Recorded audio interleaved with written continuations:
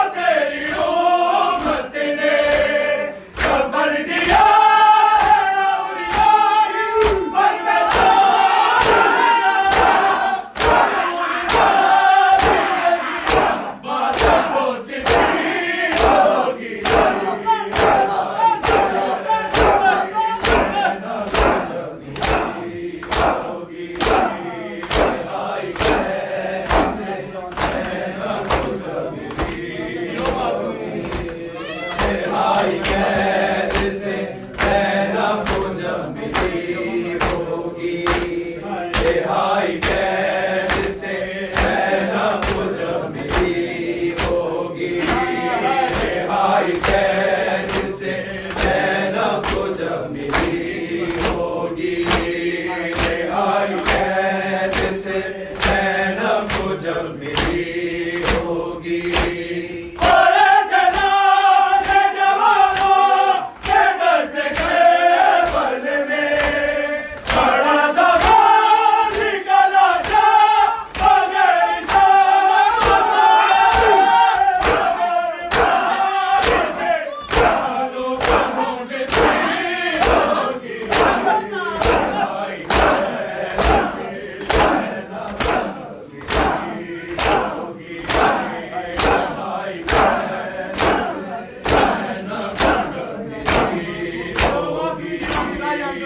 رہائی قید سے زینب کو جب ملی ہوگی رہائی قید سے زینب کو جب ملی ہوگی رہائی قید سے زینب کو جب ملی ہوگی ٹوٹی تھی جاٹ میں جاتا سارے سناریوں کی لوٹائی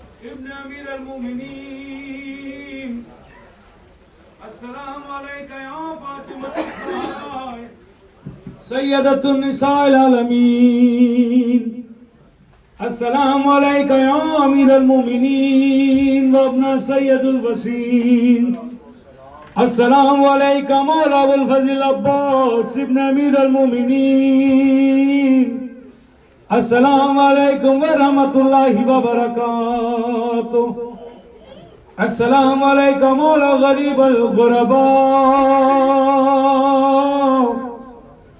السلام علیکم یا معین الضعفاء والفقراء السلام علیکم یا شمس الشموس وانس النفوس ایها المدفون بالجتوس السلطان العرب والعجم یا ابو الحسن یا علی ابن موسیٰ الراز بالقدر والقضاء ورحمت اللہ وبرکاتہ السلام علیکم مولا صاحب العصر والزمان الامان الامان الامان من فتنة الزمان السلام علیکہ یا شریک القرآن السلام علیکہ یا خلیفۃ الرحمن السلام علیکہ یا امام الانس والجان اجل اللہ تعالی فرجک واسن اللہ مخرجک السلام علیکم وجمع ورحمۃ اللہ وبرکاتہ